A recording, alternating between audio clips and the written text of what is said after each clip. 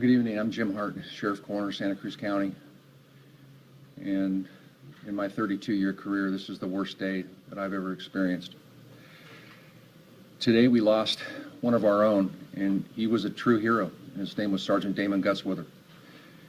And in this era that we're in, when you think about what you want to see in a police officer, compassion, caring, somebody who truly loves his job, who wants to help people, that's what Damon was. He was a good man and a good police officer. He was 38 years old, married, with a small child, and one on the way. And he's been with the Sheriff's Office since 2006. I've known him long before that, when he was a volunteer with our office.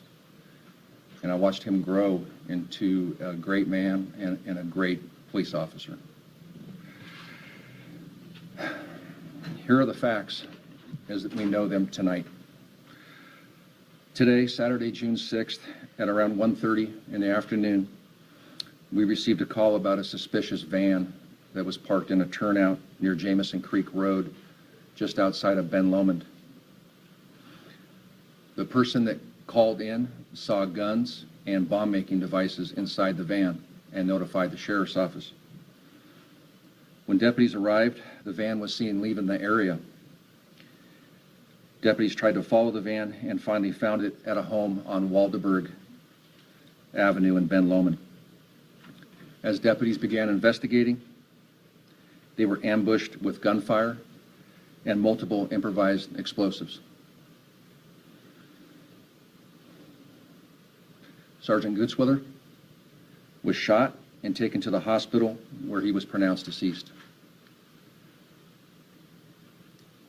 Another deputy was either shot or struck with shrapnel from the bomb. And then he was also struck by a car that the suspect drove out of the driveway. He's currently at a hospital, and we hope that he's going to be okay. Multiple callers called in, and some of them reported a carjacking that occurred nearby. Officers from other departments throughout Santa Cruz began arriving in the area.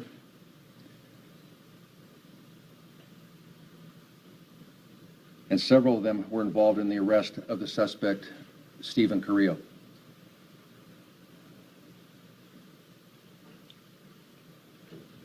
Carrillo was reportedly shot during his arrest. Carrillo survived, and he's being treated at a hospital, and he'll be arrested for murder of Sergeant Gutzwither and many other felonies. The District Attorney's Office is investigating the case, along with the FBI. There's a lot that we don't know at this point. It's still a very fluid situation. There's multiple areas to search, and there's a lot going on up there right now. I ask that the community be patient as we go through this investigation and the grieving process. Damon will be deeply missed by this community, by his family, and by all his co-workers here at the Sheriff's Office. He was a beloved figure here at the Sheriff's Office. His legacy will live on in the work and service that we provide to the Santa Cruz County community. And we'll be holding a vigil tomorrow at 2:26 in the afternoon at the flag out front. And that's the time that the call came out that an officer was down on this call, that Damon had been shot. And so with that, I'll take questions. Yes? How do you spell Damon's name? I think, Ashley, do you have that information? Yeah, I'll put it out in a press release. Yeah, rather than spell it out, we have it for you. I have one more other question. Do we know if Stephen Carrillo has any connection to the military? I don't know that. Like I said, he's still being treated at the hospital, so we haven't booked him yet. This is a very fresh incident, so we don't know a lot about Carrillo right now. Is NCIS involved in this investigation? Who? NCIS. I don't know. Sheriff, was he on duty, or did he come in on his own to help out in this situation? Are you talking about Damon? Yes. Damon was on duty, and he was one of the responding officers to the call for service about the suspicious van. What have you been able to locate, or what have you been able to find so far with regards to, I know you mentioned the fact that you're still searching areas. What have you been able to find so far outside of what you located in that van? We're still searching, and I've been focused on other areas. I haven't received any reports back yet, but we'll know more in the next few days, and I'll hold another press conference and give you guys more information. As we learn it, we will get that information to you. Anything about his criminal history, Mr. Creo? I don't. Aside from these two deputies that were injured, was anybody else hurt during this? Yes, there was another officer from the Highway Patrol that was shot in the hand. What kind of charges is he facing now? He's facing murder charges, assault with a deadly weapon, carjacking, and a myriad of other charges. Are there still other suspects on the loose? We're still investigating that. Sheriff, do you have any idea when that van was initially found? Do you have any idea, was this a plot that was interrupted? Is there any sense what was going on with that van, with explosives that was initially reported? We don't know yet. We'll find out, but we don't know yet. You mentioned that during the ambush that there was an injury that may have been related to an explosion. So was there an explosion? Yes, there was multiple explosions. Multiple explosions. Sheriff, do we have a city of residence of the suspect, and was the assault rifle recovered, please? He's a Ben Lomond resident, and I don't know if the assault rifle has been located yet or not. And can you comment on can you confirm the type of weapon that was used by the suspect? And can you say anything else about what kind of explosive devices were used? I don't know yet. We're still working on that. And are you seeking any additional suspects? Are you confident that Stephen was acting alone for this man? That's another area that investigators are definitely looking at, and we don't know yet. Can you walk us through what happens? I mean, obviously, this is still an active scene. Can you walk us through what happens through the rest of the night, please? In terms of processing the scene? Correct.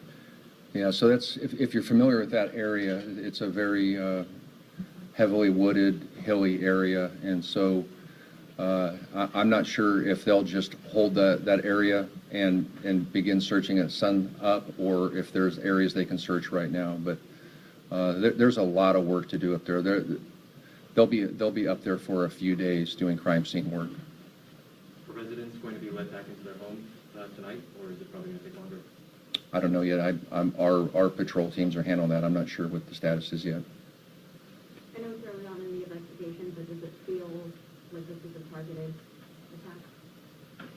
I couldn't say. I can't say right now. We will find that out, but I can't say right now. Sheriff, did I miss something, or did you mention a couple carjackings involved with this? I heard something on the scan that did a white Camry and a green Porsche. Or am I way off? No, you're correct. There was a carjacking involved, and it occurred after Damon was shot, and the suspect engaged with some CHP officers and ran away, and then carjacked a vehicle and attempted to carjack another vehicle. Thank you. And for the suspect who obviously is behind all this, where specifically was he shot? I'm not going to release that right now. We're still working on that. Was the victim of the carjacking injured in this? I don't know. Any other questions? Sheriff,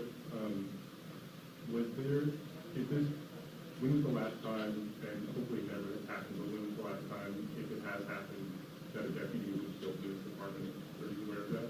Yeah, Deputy Michael Gray was killed in the early 80s. Can you tell us a little bit about the injuries that Officer Damon sustained? No. Was it? We'll take one more question. You said you've known him, Sergeant Vessel was programming a long time. Obviously, your department is in mourning tonight. How do you process what's happened while also trying to process this scene, process the grief, the loss, and also kind of move forward as well? Yeah, that's a tough question. We'll offer all of our staff grief counseling, and we'll work our way through this. But when somebody is taken from you violently in this manner, I don't know if anybody ever really fully gets over that. This will be something that will be with us for a long time. And Damon showed up today to do his job, to keep our community safe, and his life was taken needlessly.